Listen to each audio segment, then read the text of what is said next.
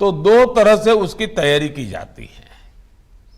एक है कानून की परिभाषा में टेक्निकल शब्दों का उपयोग करते हुए उसकी विस्तृत व्याख्या करना, और दूसरा उस भाषा में कानून को लिखना और जो लोक भाषा में लिखना, उस देश के सामान्य मानवी को समझ आए उस रूप में लिखना, मूल कानून के स्पिरिट को ध्यान में रखते हुए लिखना।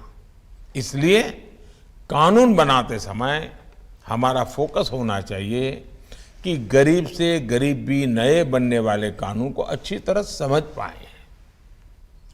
कुछ देशों में ऐसा भी प्रावधान होता है कि कानून के निर्माण के समय ही ये तय कर दिया जाता है कि वो कानून कब तक प्रभावी रहेगा।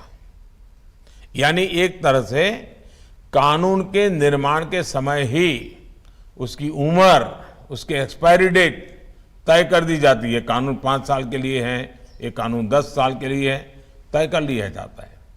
जब वो तारीख आती है तो उस कानून की नई परिस्थितियों में फिर से समीक्षा होती है। भारत में भी हमें इसी भावना को लेकर आगे बढ़ना है। ईज ऑफ जस्टिस के लिए कानूनी व्यवस्था में स्थानीय भाषा की भी बहुत बड़ी भूमिका है। मैं हमारी न्यायपालिका के सामने भी इस विषय को लगातार उठाता रहा हूं। इस दिशा में देश कई बड़े प्रयास भी कर रहा है। किसी भी नागरिक के लिए कानून की भाषा बाधा न बने, हर राज्य इसके लिए भी काम करे। इसके लिए हमें लॉजिस्टिक्स और इंफ्रास्ट्रक्चर का सपोर्ट भी चाहिए होगा। और युवाओं के लिए मातृभाषा में एकेडमिक इकोसिस्टम भी बनाना होगा। लॉ से जुड़े कोर्सेज मातृभाषा में हो, हमारे कानून सहज सरल भाषा में लिखे जाएं, हाई कोर्ट्स और सुप्रीम कोर्ट के महत्वपूर्ण केसेस की डिजिटल लाइब्रेरी स्थानीय भाषा में हो। इसके लिए हमें काम करना होगा। इससे सामान्य मानवी में कानून को लेकर जानकारी भी बढ़ेगी और भारी भरकम कानूनी शब्दों का डर भी कम होगा। साथियों, जब न्याय व्यवस्था समाज के साथ साथ विस्तार लेती है, आधुनिकता को अंगीकार करने की स्वाभाविक प्रवृत्ति उसमें होती ही है, तो समाज में जो बदलाव आते हैं वो न्याय व्यवस्था में भी दिखते हैं। टेक्नोलॉजी किस तरह से आज न्याय व्यवस्था का भी अभिन्न अंग बन गई है, इसे हमने कोरोना काल में भी देखा है। आज देश में ई कोर्ट्स मिशन तेजी से आगे बढ़ रहा है। वर्चुअल हियरिंग और वर्चुअल पेशी जैसी व्यवस्थाएं अब हमारे लीगल सिस्टम का हिस्सा बन रही है। इसके अलावा केस की ई फाइलिंग को भी बढ़ावा दिया जा रहा है। अब देश में 5G के आने से इन व्यवस्थाओं में और भी तेजी आएगी और बहुत बड़े बदलाव इसके कारण अंतर्निहित है, होने ही वाले हैं। इसलिए हर एक राज्य को इसे ध्यान में रखते हुए अपनी व्यवस्थाओं को अपडेट और अपग्रेड करना ही पड़ेगा।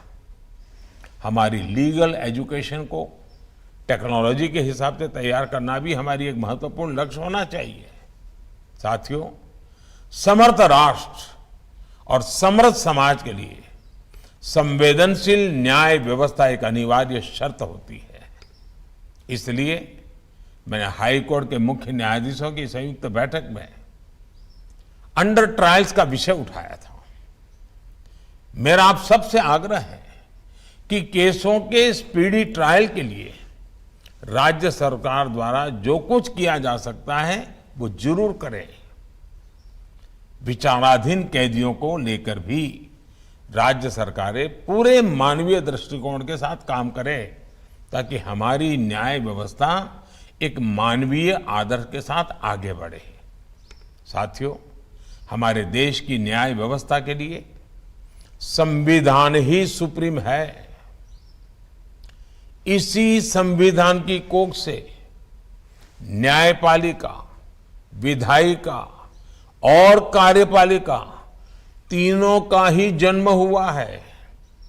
सरकार हो, संसद हो, हमारी अदालतें हो, ये तीनों एक तरह से एक ही मां, संविधान रूपी माता की संतान है। इसलिए कार्य भिन्न होने के बावजूद अगर हम संविधान की भावना को देखें तो वाद विवाद के लिए, एक दूसरे से होड़ के लिए कोई गुंजाइश नहीं रहती। एक मां की संतान की तरह ही तीनों को मां भारती की सेवा करनी है। तीनों को मिलकर 21वीं सदी में भारत को नई ऊंचाई पर ले जाना है। मुझे उम्मीद है कि इस कॉन्फ्रेंस में जो मंथन होगा उससे देश के लिए लीगल रिफॉर्म्स का अमृत जरूर निकलेगा। आप सबसे मेरा आग्रह है कि समय निकाल करके स्टैच्यू ऑफ यूनिटी और उसका पूरे परिसर में जो विस्तार और विकास हुआ है उसको आप जरूर देखें। देश बहुत तेजी से आगे बढ़ने के लिए अब तैयार है। आपके पास जो भी जिम्मेवारी है उसको आप बखूबी निभाएं, यही मेरी आपको शुभकामनाएं हैं। बहुत बहुत धन्यवाद।